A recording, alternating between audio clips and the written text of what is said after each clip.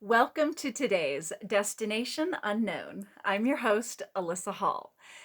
I got my cup of tea. This is the fifth time I have shot this video. No matter what is about to happen, we are going to power through this. Unless this thing shuts off like it just did on the last take because I ran out of memory. Here we go. Today we're going to be talking about one of my favorite subjects. It's Kundalini yoga and the chakras. So Kundalini is a type of yoga.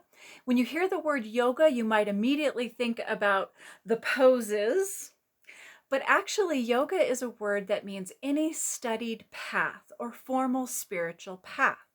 So there are many different ways to study spirituality, and each one of them is considered a yogic path. Here today, Kundalini is specifically what we're going to be talking about. What does that mean? What's the purpose of it? And what does it serve us? How does it help us at all to study Kundalini? That's all what we're going to dive into today. And full disclosure, Kundalini is a path that the reason it's so near and dear to my heart, I studied Kundalini for many years and in fact pulled this book out for show and tell today, Kundalini, A Gentle Guide to Chakra Activation and Spiritual Growth.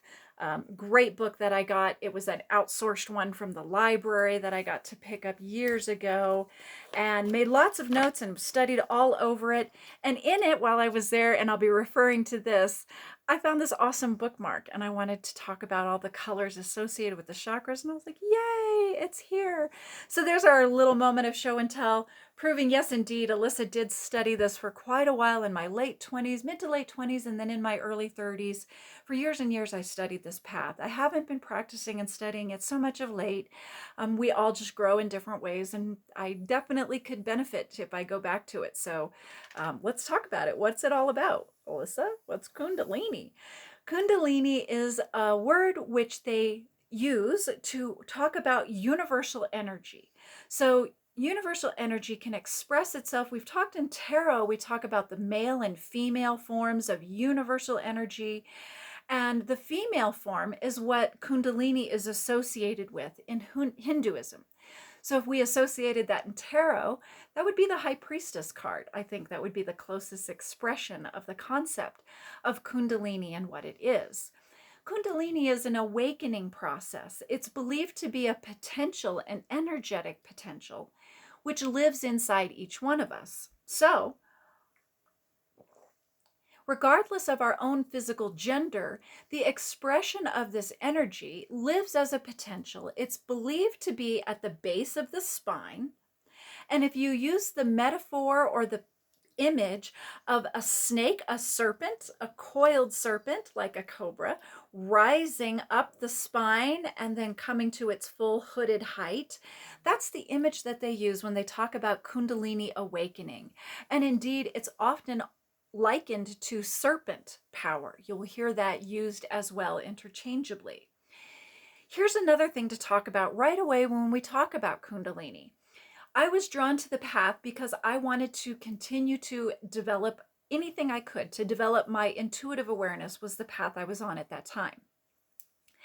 And you'll notice that today, when we get to talking about chakras, my fifth chakra is really energetic today. So I'm having some allergies. It's making it a little bit hard for me to talk and breathe, but we're going to power through this. I swear we're going to make it through this time, you guys. Okay, so let's keep it going. So Kundalini is this form of power. It lives at the base of the spine. If we're able to use a focused path of meditation, we can activate that energy, bring it up through the chakras of the energetic body. And in doing so, we want to balance them. We want to heal traumas that might have collected in some of these energetic centers. And we want to balance them if they're overactive, if they have too much energy going on, and we can share that energy down to other ones. That's a great form too, but that's an advanced meditation. Let's put that on hold while we talk more about Kundalini beginner style. So again, the hooded serpent rising is the concept. And here they're talking about your energetic body. So when you're studying Hinduism, yes, we know we have a physical body, but we also are believed to have other forms of awareness. The energetic body is one of them. And the energetic body, just like you hear the word, if you've heard chi being used as an expression of the life force within the body, that's exactly the way they describe prana, is the word they use in Hinduism. It's that energy, it flows through us through what they call nadi, which are channels of this energy that go throughout the energetic body. And they are specifically will kind of collect and work with the 7 centers. So if you think of energy centers as being the chakras, there are 7 of them in total. 6 of them are inside our physical body, and the 7th one is externalized. So we're going to get to all of the chakras and what they mean in just a minute. But before we get there, I wanted to talk about prana and pranayama. Pranayama is the study of breath control, or some would say, since breath and life are interchangeable interpretations for the word prana. So you'll hear breath control or life control sometimes being used when talking about pranayama as a yogic practice. Here you're manipulating your breath or mindfully aware of your breath as a way of raising the energy into your energetic body. So how would you begin this process? You would begin by using your breath, always with the breath.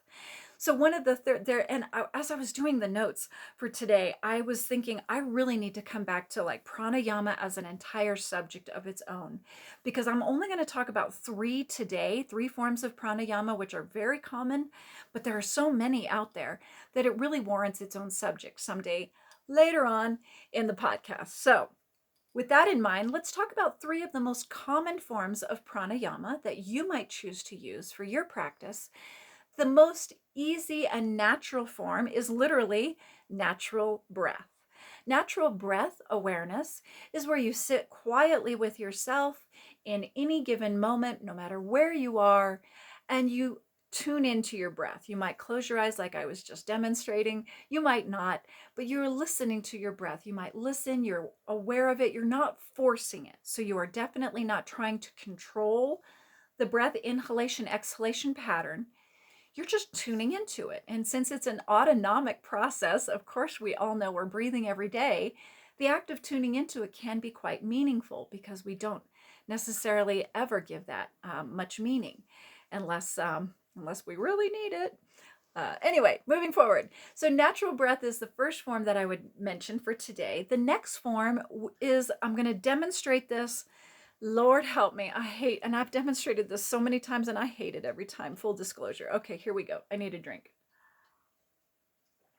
Now this form here that I'm going to show you next is called alternate nostril breathing. And if you take a Hatha yoga class, Hatha yoga is a breath yoga, the asanas, the postures. And that definitely will be using different forms of breathing techniques, often are covered in a Hatha yoga style class. This is one that you might see there is the point of all of that. And I'm about to demonstrate it. And here we go. So alternate nostril breathing. The way that you do this is you want to take your first 2 fingers, place these on your 3rd eye chakra just to rest it there. You're going to take your ring finger and thumb and rest those on your nostril. And then take your first breath with both nostrils open. At the top of the inhalation, close the right nostril with your thumb. Exhale. Inhale with the left. And alternate. Close the alternate nostril. Exhale. Inhale. Oh, Lord. I hate doing that style yoga. Oh my gosh, I hate it. So here's the deal. Depending on who you are, any of these yogic practices may or may not work for you. And this is literally why I show you this. You might try something along the way that you hate. If you hate it, don't do it. It's not going to work for you. You can't get past that emotion. I hate alternate nostril breathing because I have some sinus issues and I've also had rhinoplasty done in my past. So if I start putting pressure on my sinuses, as you could hear even when I start to try to talk, like my whole sinuses under my nose just like collapse and I can't breathe and I feel like I'm literally drowning while I'm just sitting there trying to breathe. It's the worst feeling. but maybe it works for you. The idea with alternate nostril breathing, the idea is if you're doing it right and it works, it's going to balance the left and right sides of the energetic body, even of the hemispheres of the brain. Some people will find that that is a balancing exercise that they can do for that as well as a meditation. So I give that to you in case it works for you. It certainly does not for me. The last one I want to show and talk about today, they call skull cleansing breath. So skull cleansing breath, here you want to make sure that you're practicing this one kind of slowly, because if you go fast, you're going to start to hyperventilate, and that's not the point. The point is not, you're not raising your prana or your energy by giving yourself the spins because you hyper-oxygenated your body. Balance, balance, balance, always balance. Same with your oxygen. Let's balance it. Let's raise that, but let's balance it. So how do we do this with skull cleansing breath? It's a natural or passive inhale with a forceful exhale. So I'll do a couple and I won't speak, so you can just listen to the pattern of the breath, and that also helps explain it.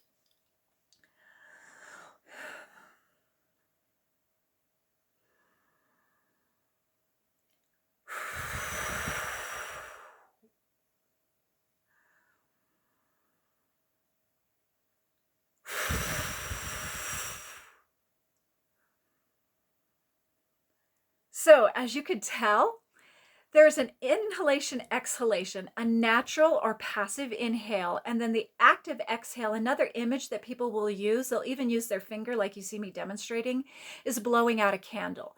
They'll direct the breath, and you'll notice I kind of went and not just it's a different style of trying to blow that breath out is what I've been taught in the past. And it's almost like you're blowing out a candle. So if that's an image that you want to use on your own to help you direct and focus that exhalation.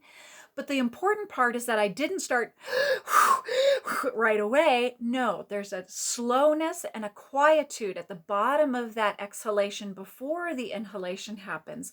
And by listening to that moment of quiet, that balance between the breath, that also is going to help you stay balanced so that you don't hyperoxygenate and make yourself all dizzy and feel yucky. So that's not the point of it either. So there are a few little pranayamas to get you started. You can practice with those at any time. You can practice with them for a long time or a short time. Don't think that, oh, I don't have 20 minutes to spend on a breath meditation. That's okay. Just do it for 5 seconds in the car if that's what, at the red light, if that's going to help you relax, release your anxiety, increase your oxygen load.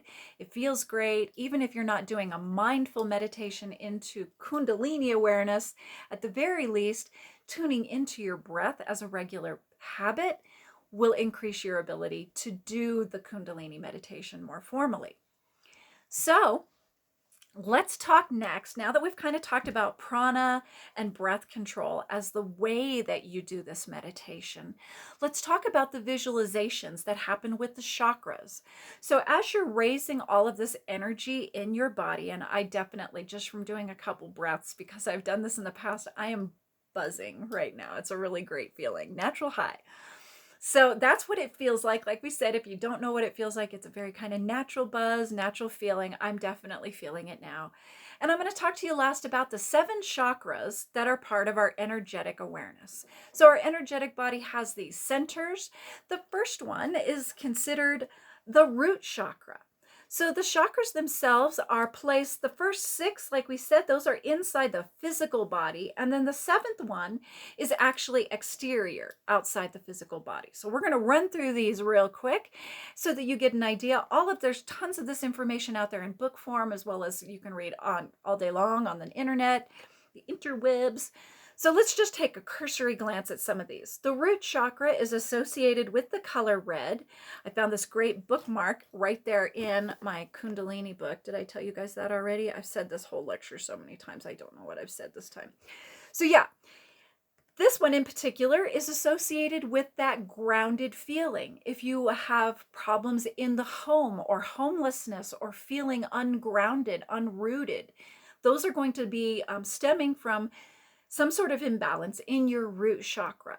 If you're trying to find the root chakra in your physical body, you would place your hand along, if you start at the spine and you place your hand right above the crack We all know what I'm talking about. And then visually, if you were to go down about 3 more inches, that interior space, yeah, that one, very intimate one, that is where your root chakra is. And so that's the energy center that we start with. And it's considered, I often think of it as being the mud, like you're down there in the mud when you're doing work with your root chakra. It can be playful that way too. The next one up is your sacral chakra. They call it sacral because just like we were before, if you have your fingers right above the crack, if I put my corresponding hand to the front of where that one is in the back, I have my hand right over the genital area. So regardless of gender, this is an expression of your sexuality or your sexual self. And just like we said, each one of these chakras, they can be activated using breath control in particular and guiding that energy to the area, but they also can be balanced. And if you've had trauma, specifically sexual trauma, these kind of experiences can collect energetically, for good or for bad, inside your energy centers. So another form of healing, another way of doing this meditation is to think about healing and releasing anything that's restricting your expression of the energy of this area. And as you can tell, its corresponding color is orange. The next one up is the solar plexus. So that's like right above the navel. So if you go just like 2 fingers above your navel, that's where your solar plexus chakra is. The color yellow is associated with it.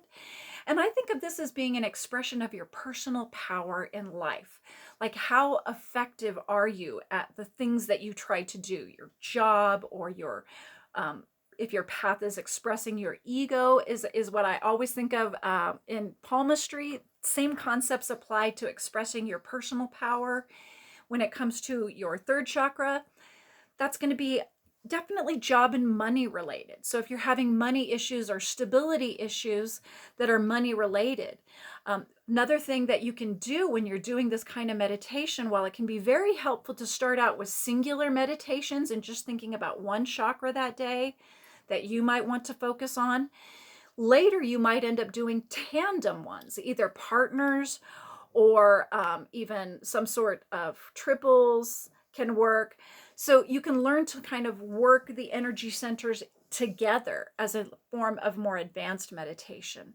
So that would be kind of my first example. So if you're having a lot of money problems and that's compromising your stability in your home, then these 2 chakras are definitely going to need some work. They're taking trauma as well as they could use the energy. The next one up is your heart chakra, and it's exactly what you might think, right at the heart level, but at the center of the body. You would notice that it's the 4th one up and it's also the 4th one down. The heart chakra is the center, the energetic center of the energetic body. So again, we don't want to think about the Western mindset of go straight to the top, bing, and hit the bell, right? No, we want to think about balance. Each one of these activated, balanced, and working in harmony completely with one another as a system. That's kind of a perfect state that almost none of us, unless we're wonderful yogis, can really truly achieve. But this is the ideal. This is the goal. So your heart chakra, as you might think, governs compassion and love as your expression. Expression is literally the word for the next one. It's your communication, and it's the throat chakra. And as you can tell, it's a blue color, a light blue, sometimes a turquoise-ish blue. That's the associated color. Mine is often overactivated. So this is a chakra that for me will get too much energy, and it'll do exactly what you hear it kind of doing today, because I've been expressing so much of these spiritual ideas now for about 3 hours straight because I've had so many mistakes. Yeah, I really have a lot of energy going on in my throat chakra today. So I would need to, if I was meditating, I would want to direct that abundance of energy that I can feel into other areas of my energetic centers that might need a boost. So that's a way of balancing yourself also. And also, so some of the things that are going to, if you're not expressing your authentic self, whether that be through your personality or literally your words, if you're lying to yourself, if you're lying to others, if you're living a lie, any of those kind of concepts of expression will either trap energy or hold energy or keep it from rising any further.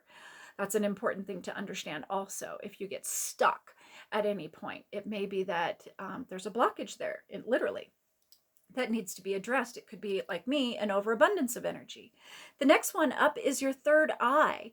So the third eye, where we were before, is that form of a different seeing. So if we see with our physical eyes, our physical world, our third eye chakra is seeing our intuitive or spiritual awareness. I think of the third eye and the crown chakras, the sixth and seventh, as working together. In other words, this is your internal version and this is your externalized version, depending on how aware you are. And so the third eye chakra is going to be associated with intuitive awareness and the ability to have that understanding, that greater understanding, deeper understanding. Its color is indigo. I have to go as fast as I can. And the last one that I want to talk about is the crown chakra, that exterior. So where all these other forms are inside your physical body, this one is imagined as being that hood of our serpent. It's rising up out of your physical body. It connects, if you will, I think of them almost like antenna or pistils from flowers that are just waving in the breeze, catching all the pollen. And so what they're doing is they're pulling in psychic awareness or energy to the crown chakra. And that's another way of balancing energy from the internal awareness that comes intuitively and the external awareness that can come to you intuitively. All right, before I run out of time and this thing shuts off on me again, let me just say thank you for joining me today. We actually made it through. Thank you for sticking around this long. It feels a lot longer to me today. And if you have anything that you want to add to this conversation, if something that you've studied as well, please do chime in, like it, comment on it. And if you enjoy what you are getting here from this channel, I sure would love it if you would let somebody else in your world know, because the more the merrier. And as always, let's keep listening.